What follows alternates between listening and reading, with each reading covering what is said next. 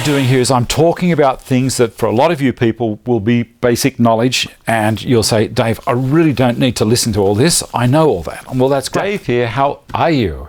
So you've bought yourself a Stanton bench, or you've got the plans and you've got it to this stage where it is the bench here, the attachment section, and the apron, which is here. Now, the first thing we need to do is to connect this apron attachment section to the underside of the main bench, and that is very easy. Now you'll notice there is some text, and I'll show down to this camera here. This edge towards the apron, which means basically it's going to be towards me. So I'm going to turn the bench around so I have the text, all of the text facing me. Now I'm going to use 3 of the legs, and I'm going to put them through the second hole in from either side and the center hole. Now I'm going to put it up through the middle, like so. I'm going to lift the bench up, flip her over, and I'm going to put it in that area there that the text is on, and tighten it up just a little bit. I'm going to put the other 2 in, and this one.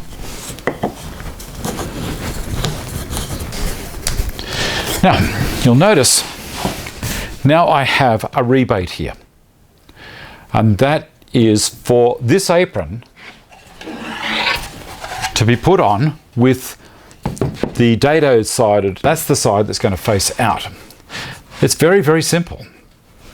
We're going to slide the apron along the bench until either end is perfectly flush.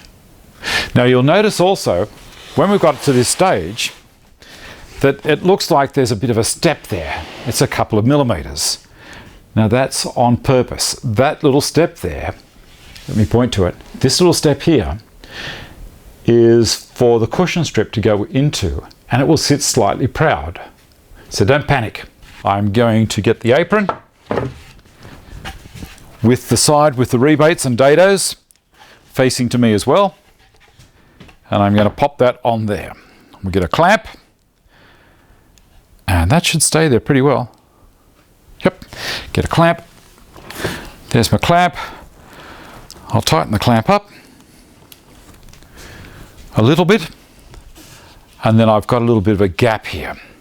So I haven't got the clamp tightened up too much. I'm going to tap it along, tap the apron along just a little bit until it's flush. And tap that in, and that, and that. Now I can tighten that clamp up a little more. Careful when you're tightening up a clamp that you don't over tighten it, and it'll start to pull the timber off being flat. So that's pretty good. What I'm going to do now, drill some holes along here. Now I'm doing all of this prior to putting any finish on. If you've got your bench, and when I make them, they're dead flat. But if you've been transporting it home and it's been in the back of the car and it's had sun on one side and not on the other, you might find that it's got a bit of a bow in it. You have to let it stabilize again. Now that means elevating it off a bench so that the air can get all around it and it goes back to its natural state as far as flatness is concerned. This is before you put any finish on it. That's a very important thing. So let's get back to the assembly. So these are 1.5 inch course correct screws that I'm using. I'm using these, you can use any screw you want really, but the reason I'm using these screws is they have a very flat, they're called a washer head screw. So this part of the screw here is extremely flat. Let's go 3 millimeters on the brad point drill. It isn't crucial where I put these screws, but they must be in this first section, which is the rebate or the dado, whatever you want to call it, for the cushion strip. There's 2. There's a cushion strip going to go there, a cushion strip here, and the deep one there is for the T-track. This is not. This is the bench top itself, remember. Okay, so we're going to come in around 2 inches from the end, or 50 millimeters, and we're going to do that at either end. Center here, and then we'll probably halve it. And that should be enough for the moment. Let's do that. We're only going to go through the front part. We're not going to go through the receiver yet. We're only going to go through the apron.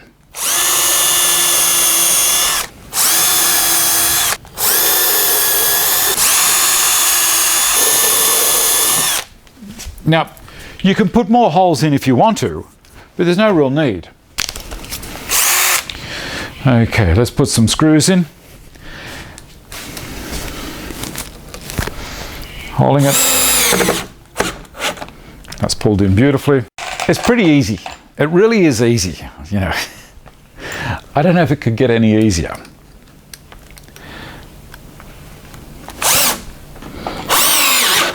If you find that you've got a bit of a bow here, put another clamp on at either end as well to hold it all steady, because these screws are going to be our clamps in the future. We're going to say goodbye to this guy in a minute.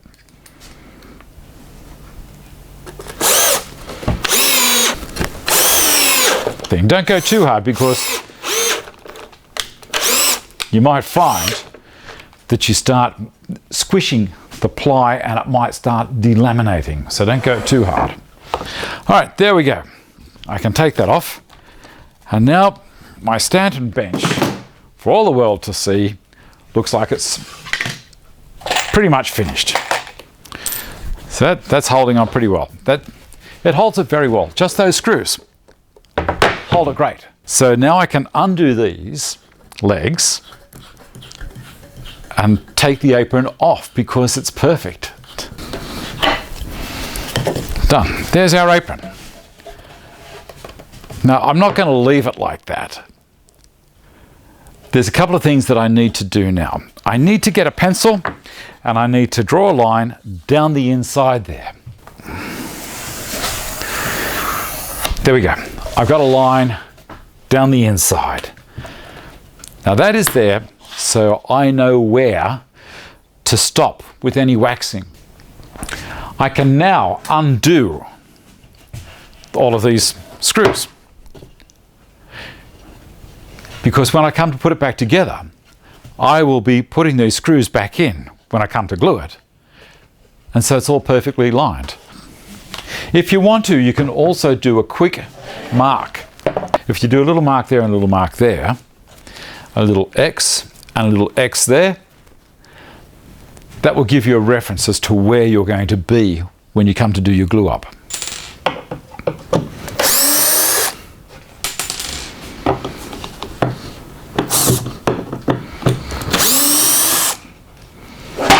Done. Okay. Now that we've got that like that, and we've got also this one now has that pencil line along it, we can wax. And that's a pretty easy thing to do. So now we come to waxing. So I brought the camera in a little bit closer for this stage. I've already waxed the back in preparation. Now it's a good idea to put a bit of material down on the bench if your bench is a little bit dirty or rough, just to protect the other side, because the other side is the side that the face that's going to be facing up to you all the time. It all depends on whether you want to keep this looking nice and clean or whether you intend to abuse it. And if that's the case, well then don't worry. Okay, now I'm going to show you a couple of tips on waxing. First of all, we've put all of this masking tape in all the areas we do not want wax. And that's very important. Now I'm using a paste wax. Just happens to be U-Butte's traditional wax. You can get all sorts of different types of waxes, but this is a paste wax and I've been very happy with it. Now I'm using a cotton cloth bunched up to make a little bit of a what, and you can get a fair bit of wax on the material, on the cloth, and then just start. My reasoning is I'm going to work along these segments one at a time rather than going down this way, because then I won't get any join lines, because I'll be moving on quite quickly and get it in there, as I say, without going over the edge into that dado. But we do have the masking tape down there to protect it, but it's always a good idea not to tempt fate and start piling wax down there, because simple thing is the self-adhesive cushion strip will not stick to wax. That's all there is to it. And you can see the color in the marine ply coming up. If you do this on MDF as well, it's going to come up very, very nicely. if the bench that I supply, if you've asked for an MDF bench top, it will also come up very well with the paste wax. You can paint it if you want to. You can do all sorts of things. You can put a clear finish on. Depends on how far you want to go with it. So I've done one full strip. I'll keep on going along here. Try not to get too much down in the holes. It's basically just going to waste the wax. But you can see why it's very important to put that masking tape in, or blue tape, painter's tape, whatever you want to call it, before you start this stage.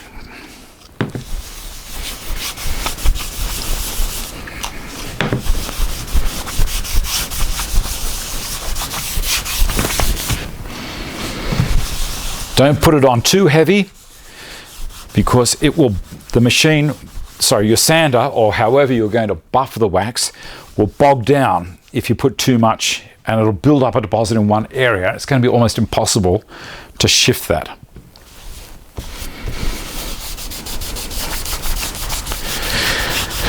Now what I'm doing here is I'm talking about things that for a lot of you people will be basic knowledge, and you'll say, Dave, I really don't need to listen to all this. I know all that. And well, that's great. But there's a lot of people that will be getting this bench that have never used paste wax before in their life. And so they're the people that I'm talking to at the moment. And if you've already used it and you can pick up a tip from what I'm saying, well, that's great as well.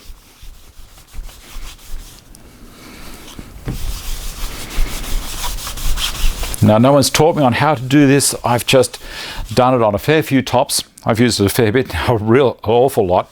And I've found through my mistakes, I can advise you on the best practice. I haven't put any wax down in the pencil holder there. You know, if you can, if you wish, your call.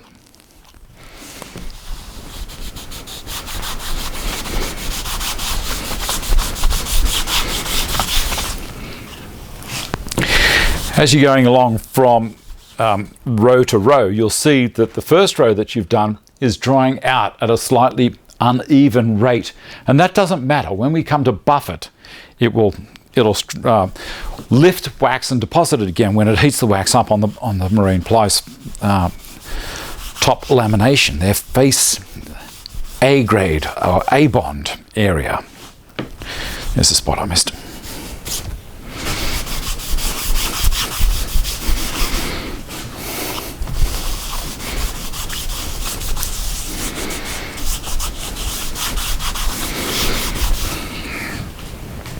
When you come to the text, these areas here, don't worry about it. Just go across, apply the wax over the top. You'll find it'll be okay. It's not going to worry it. You can dig that part out later on if you want. Like, remove the wax a little bit later if you wish.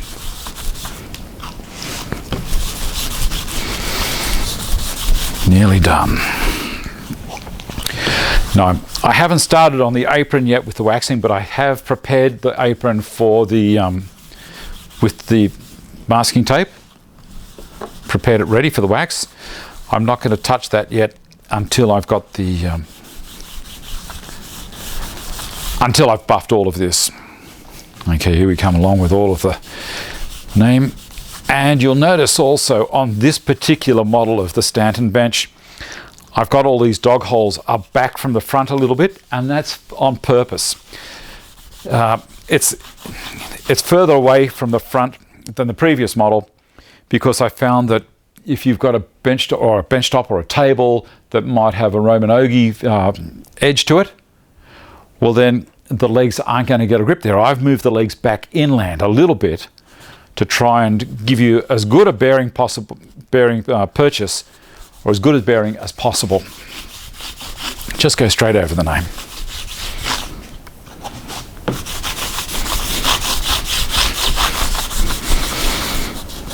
It's very easy to get that like this,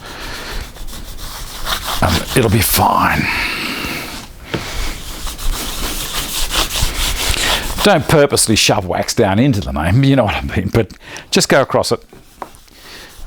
It's not going to worry it. Now, try not to get wax down the inside as well, because we're going to get glue down in there soon, and we don't want, we want as much of the area to catch the glue as possible, or for the glue to bond on as much as possible.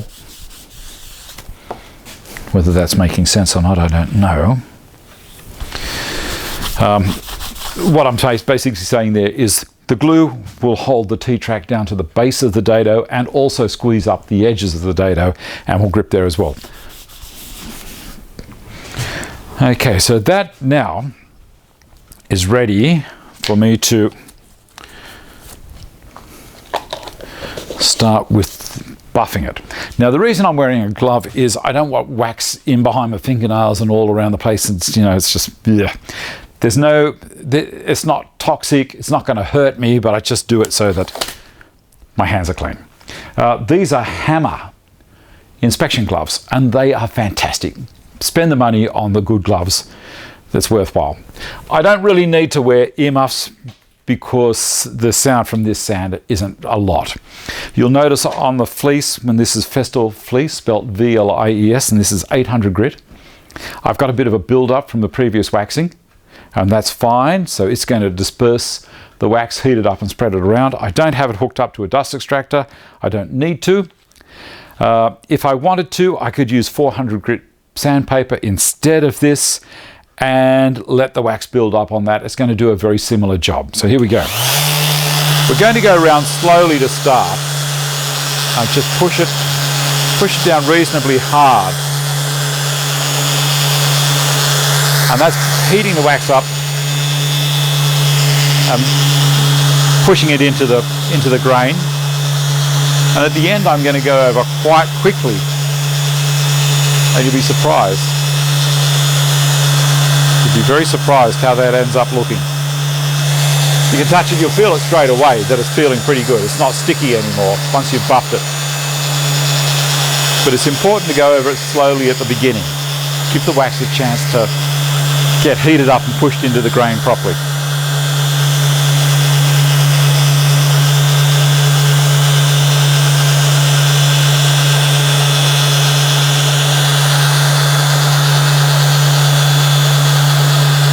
I try to straddle the center plus either side strip as I'm going along. If I go towards one edge, there's the risk of the sander's pad pushing in and grabbing hold of the grain and maybe tearing it a little bit. So I just try and work it down the middle of each run. It's not taking long at all, is it? This is the slow part, and I'm pushing down quite substantially on the sander. I'm making it work really hard.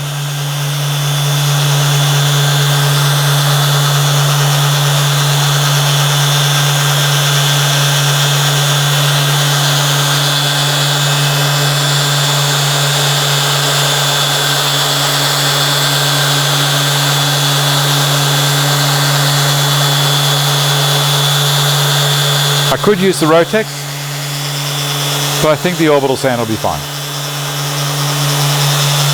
Okay, so that's all the stuff done. Now I'm going to move it quickly.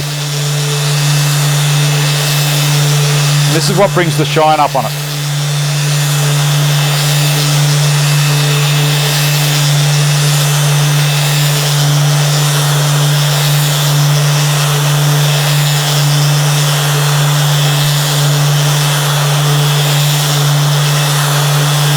Equal pressure, making sure you don't kind of roll the sander in so it starts digging in a corner. So it keeps the sander nice and flat. Move your body with it and you'll find that it works quite well. Done. And you run your hand over it and you'll think, wow, how nice is that? Dave was telling the truth. So there we go. I have, and you can see the luster on it straight away with the reflection from the lights. And that looks very, very nice. So I have done both sides. I've done the back and the top, or both faces I should say. And now I need to work on the apron. So I'm going to move this over here and bring the apron over. Now, I'm going to do the back to start. And you'll see I've got this piece of masking tape along there. I'm going to tip it up for the other camera, just along here.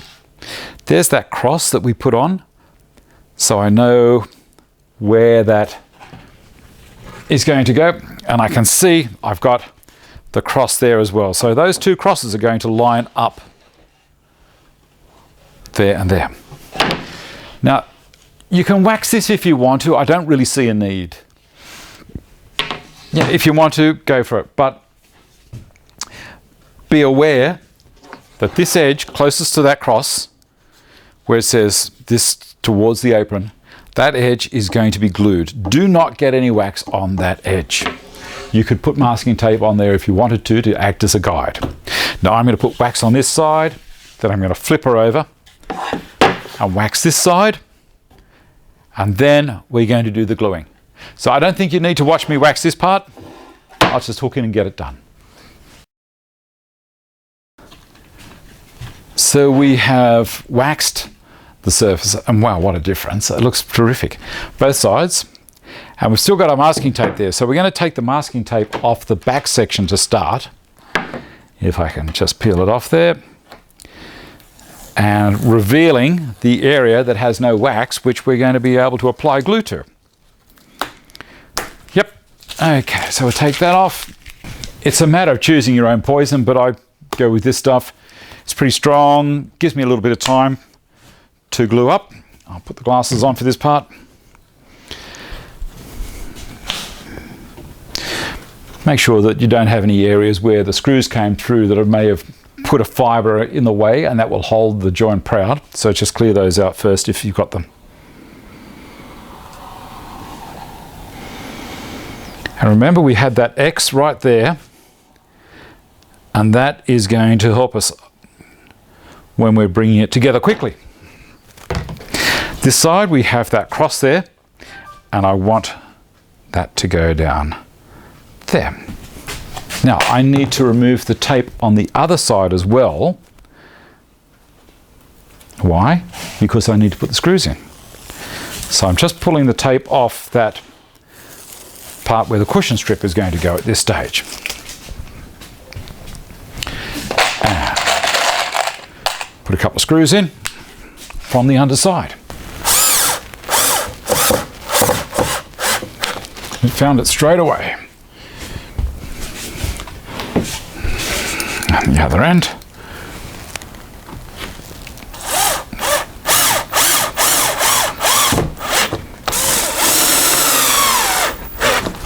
Now these are going back into the hole that we'd already put there.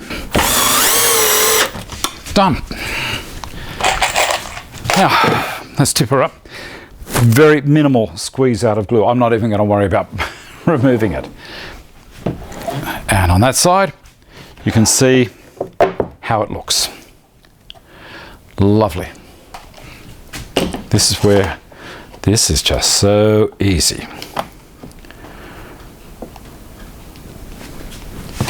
And we'll put a square in there. And one more nip. Done. That's beautiful. I've taken it just past to allow for a little bit of spring back. I could put 2, I can put 3 clamps on here. It doesn't really matter. Just till it's got it. Move the square down to here and pull that up.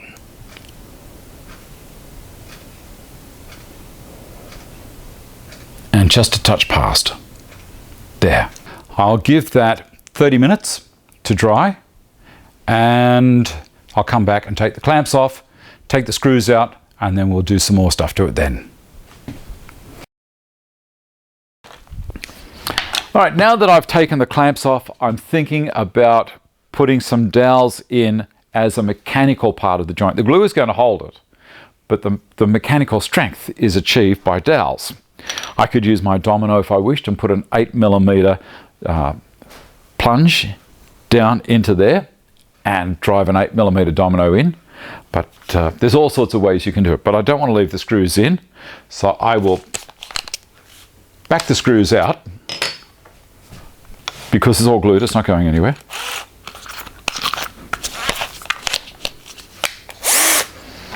Let's do this.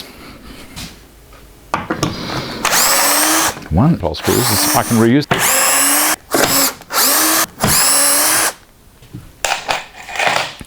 Put the drill bit that I've already set to 40 millimeters deep using a bit of masking tape. And I'm going to drill straight down the center of that. I'm going to make sure that I'm right on the line.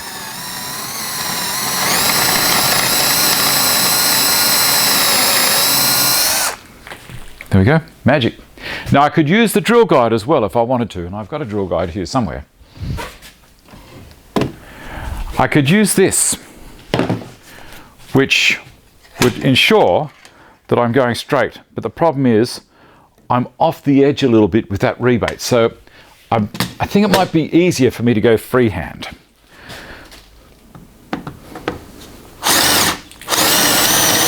If you're not comfortable doing this, do it another way. Use a guide.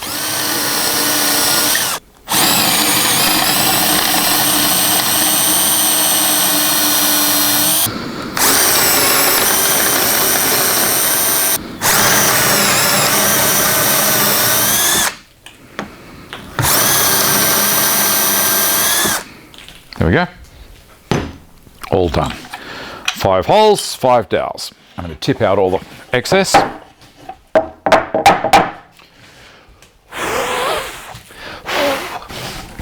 There we go.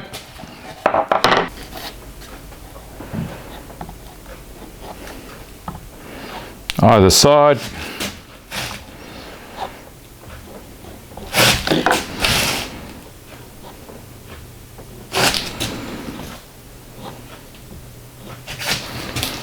And a little bit on the actual dowel.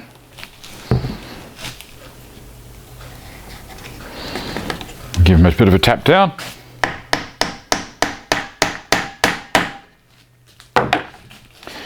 And I'm going to lift it up onto the bench to do the rest.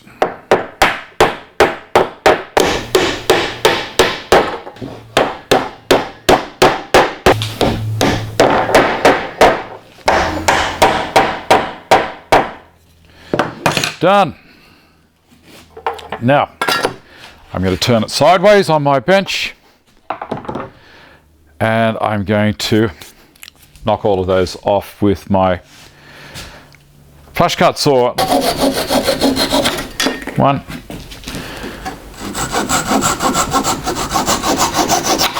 2,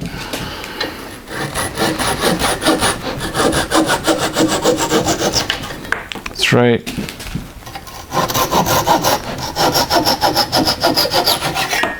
4.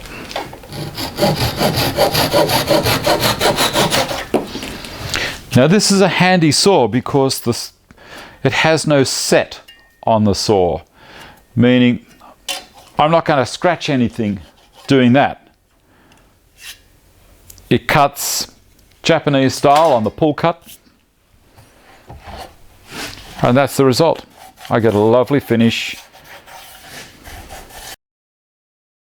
The next thing to do, of course, is to put the T-track in. Now, I have already pre-drilled and countersunk this T-track out ready for Euro screws. So these Euro screws are 9.5 millimeters long, and they need a 4 millimeter hole for them to go into. The track is already cut to length for you, so you don't have to do any mucking around there. Now, on an 18 millimeter thick top, you will not get the screw penetrating through the back, which is very handy. So what we need to do now is we need to take out this piece of masking tape that we put in to stop the wax bonding down there, because we're also going to glue this in. It's going to be a little bit stronger than the previous model. I'm always trying to improve it. Now the glue that I'm using, I tried using polyurethane glue, I tried using all sorts of different types of glues. And whilst the polyurethane glue was good and held on well, it's messy. It expands and foams out inside the track. It makes it almost impossible to run a T-bolt down inside the track when it's finished. So my suggestion is to get something like this. Now, I'm not sponsored by these guys. This is Selleys Liquid Nails Original High Strength. It's a construction glue, and I bought it in the small tube.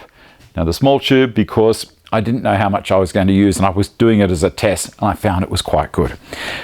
Now the thing is, when you put the glue in here, try and favor the corners of the dado. The reason being, as it's going down, it will then push it towards the center and also up the edge a little bit. And we're trying to get as much bond as possible. Now you'll notice with this particular track, it's got little slots around the edge for gluing. Now, I don't know if that's going to do much, but that's what it's designed for. On the underside, you'll see where I've sanded them off a little bit, where I've got rid of the burrs for you. Now, next thing to do, before we put glue in there, I want to put the track in, and you'll see how easy it is. I'll put the glasses on. That it just slides in there beautifully. I've come along a little bit too far, so I just want to tap it back so that it's flush. That's good. And that's good. That's great. Now, being aluminium, or as you guys in the States call it, aluminum, it's very easy to give it a quick file at the end, and we're going to do that. But at the moment, we're going to use the Vicks bit. Now, the Vicks bit has a self-centering thing on the end, and this is only a very small Vicks bit, and it's on purpose. I want to go with the smallest Vicks bit I can use. I'm going to drill right the way through and out the other side. The other thing I'm going to do is I'm going to pull it off the bench slightly. If you've got a sacrificial top, basically a piece of plywood or pine board on top of your bench, if it's a good bench, like if you're doing this at home on a kitchen counter, you should be right to go, to just go straight into that. I don't, so I pulled it back away from the edge. And I'm going to start from the center and work out. There we go. And that's gone all the way through. I'll do that for all of them. Keep the drill straight. I'm going to put that on there,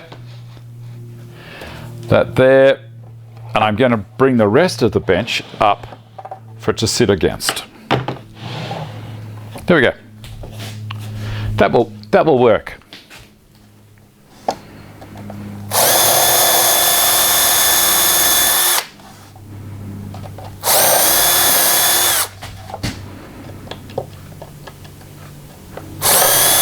So the Vicks bit hole is acting as a pilot hole to steer the point of the brad point drill down through the hole.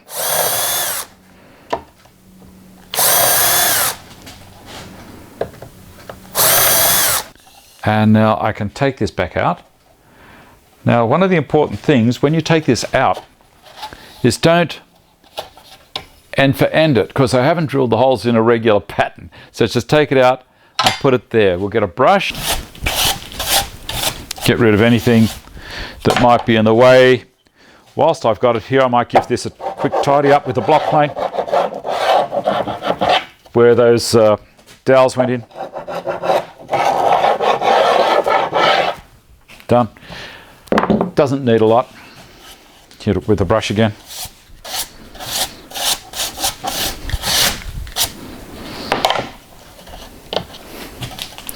I may even give it a quick clean with a chisel. That's the right width.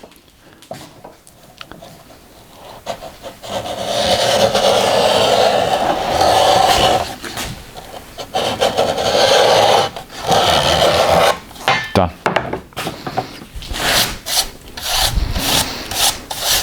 Now hopefully that will have got rid of any burrs that may have been sitting up. It's important to get it as right as you can. Now the glue, I've got a screw in here that's acting as the stopping the glue going off, and let's see if I can get it. Now with this stuff, don't drag it, because it's going to just bead up. Push it as you're going along, and you'll see how it works.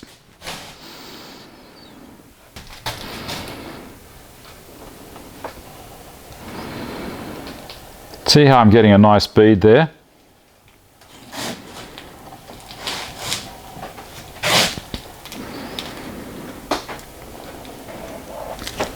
Right, you see I've got a nice angle on there. As I'm pushing the glue along, it goes in beautifully. We'll go for the other direction.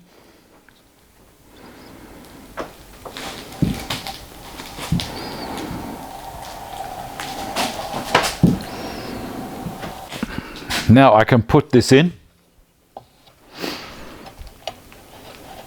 exactly into the spot it was. Push down.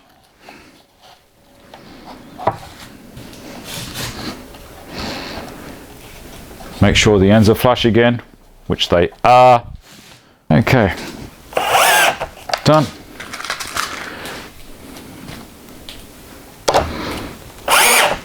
Gotcha.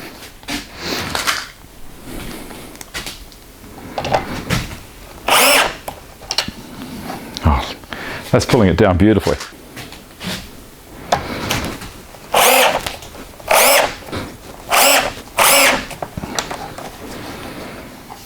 And you see we're getting a little bit of squeeze out at the end, but nothing is coming up here and nothing is coming back up through the screws. What we can do, but not quite yet, is get a file and just shave those points away so there's no sharp edges hanging out the end. So it's just chamfer it off, because I have done around about a 2mm chamfer right the way around as well, just to make it all, you know, nice to touch, easy to work with. There we go. Next thing to do is to put the cushion strip on here and on here. All of this process is going to be repeated on the main bench as well, but I thought it might be easy to show you how to do it all up here. So the cushion strip. Now here's a note about the cushion strip. This is not an expensive cushion strip. If you want the Festool cushion strip, by all means, keep this for something else. This will be supplied with the bench. Go out and buy the Festool cushion strip, but be aware, it's not cheap. So I found that the difference in the grip, there's a little bit of a difference in the grip with the Festool stuff, but the stuff that I supply will still grip. So it's your call. You might want to put it on, give it a try. If you like it, leave it there. If you decide it's not for you, then just pull it all out again and go and buy some Festool, if you wish. Just giving you a heads up. That's another thing that I've changed from the original design. I found that I really didn't need it. So I'm trying to keep the thing affordable and functional. Right, now this is really easy. I will do this one first. We'll take the masking tape off that we put in previously and do that and get rid of it. Otherwise it'll land on the floor and you'll end up treading on it. It'll get on your shoes and yeah, it's just horrible. Okay, pull the cover back from the back, self-adhesive, and this should go in really nicely. You can leave it overhang a little bit because we're going to clean that off as well, and I'll show you how to do that very soon. The main thing is, as you're putting it on, you don't go too far and just wiggle it in so it's dropping down into the rebate nicely. Pulling the protective part back and just wiggling it as it's going in nicely.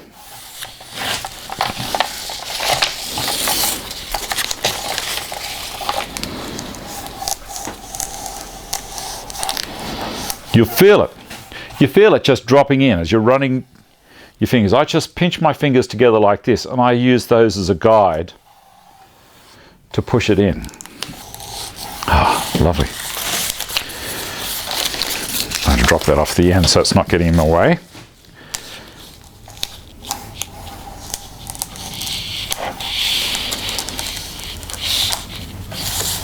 Done.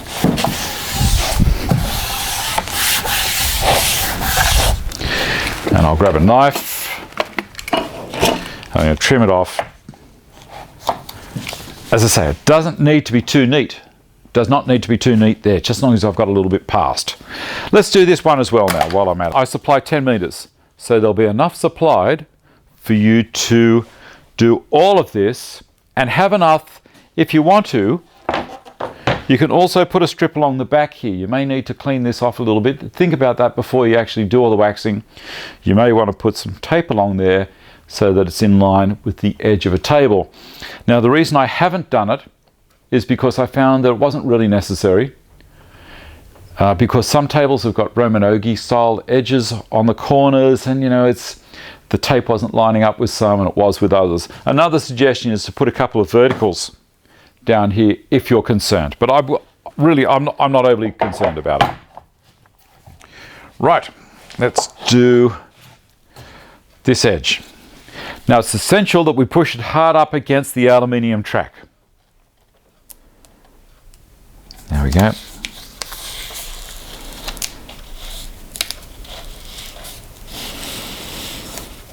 Leaving it down from the top isn't a big issue. Just keep it up against that track, but not over it.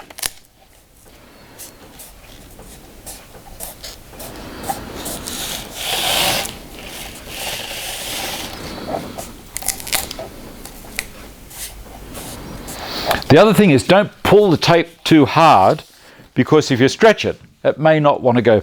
It may want to try and pull itself straight back to its original length again, and that would be no fun. It might start lifting.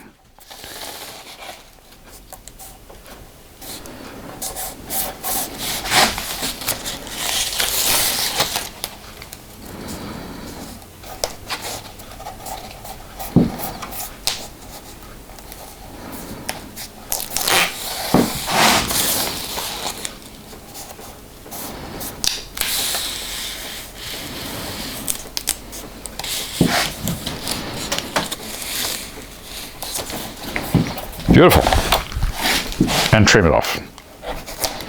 Done. Whilst I've got it here, I'll show you the finishing part. Oh, how nice is that? Oh, one of the other tricks.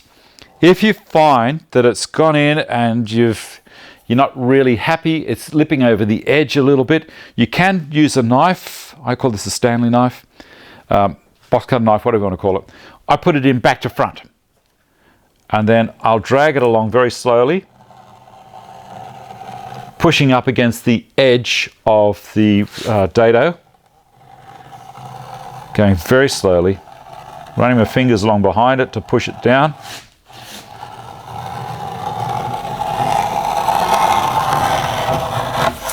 Like so. And you can do the other side as well. And that will just drop the tape back down into the dado, and away you go. There we go. Last thing to do is get a file, clean up the ends. Now, as I said, you don't have to do anything with this, just file it. Done. And the aluminium, the same thing.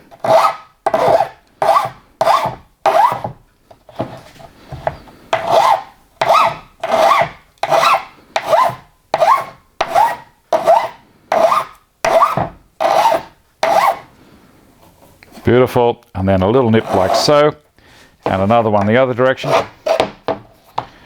Basically, that's how you do it. I'm going to put the track and the cushion strips on the rest of the bench, and then we'll put it together and you can see what it looks like. Now, the great thing about this bench is I can just use it like this straight on a table, or because it's got the cushion strip as well, I can flip it over. And now it's sitting there. It's not going to slide around. It's not going to damage anything. It's got all the cushion strip protecting things. I can use it for cutting like this off the end of a table via using dogs along here and here, wherever I want, and other dogs in there and in here. If I don't want to have the cushion strip here, I can use that. But let me get these out. How about we assemble it?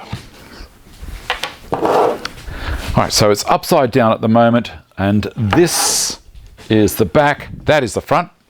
So let's get the apron. And you don't need to have the apron on all the time. Put the apron up to there, and I'm going to put the legs in. Now, this is a little bit embarrassing. They've been so popular, I've run out of legs. So there's more coming. I should have the legs here early in the week, but I'm only going to put 4 legs on for the moment.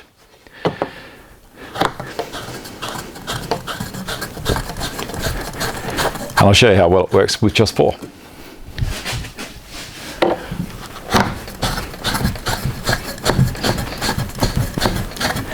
And this pulls it nice and flat if you find that you've got any twist in it at all. This will pull it up. Another leg there and another leg there. Let's stand her up. So there's 4 legs on.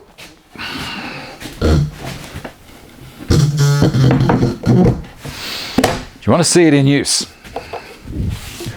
Alrighty, let's see what we've got here. Okay. Now, I'm going to use this, doesn't look nice, I'm going to use this for track sawing. So I'm going to put a dog in there and I'm going to put a dog down there. These are all perfectly in line, so it makes no difference where I put it. The further out, for the bigger piece of timber, the better it is. This one here, this is one of Peter's super dogs, and I'm going to put that in where it says C for crosscut and tighten him up. I can use any dog in there.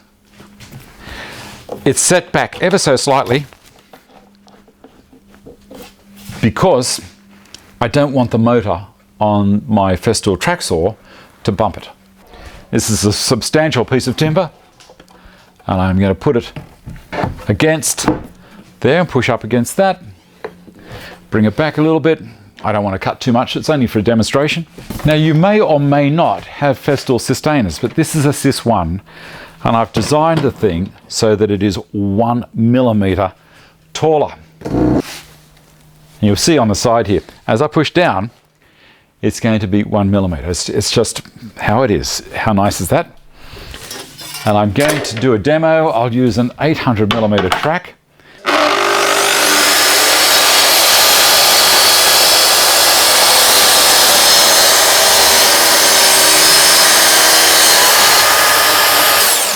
Do that. Right past. Where's my offcut? Right there. There you go. What do you think about that? I spent a lot of time nutting all of this out. If you wanted to get a, obviously the further away that sustainer is, the better. You know, if you've got a large offcut, which most people will have, that'll be fine. This stops the offcut tearing and destroying the underside of the cut. So it's done a beautiful cut, and that, my friends, is perfectly 90 degrees. And it's got extremely good support. I'm supporting under, right close to the edge of the cut. The dogs are back out of the way a little bit, so it gives me room for the saw to continue and complete the cut when I'm down lower. I can put taller dogs in there if I wish. It's not going to affect. It hasn't moved at all. It hasn't vibrated around while I was doing the cut. Hasn't slid. This bench works really well. Thanks for watching. Keep on coming back. If you like what I do, give me a thumbs up, subscribe to my channel, and don't forget, ring that little bell down there. It's going to warn you anytime that I load a new video up. It will say, hey, Dave's got something new to show you. Thanks for watching. See you next time. Bye. Oh, I love it. I love it. I love it. I love it. I love it.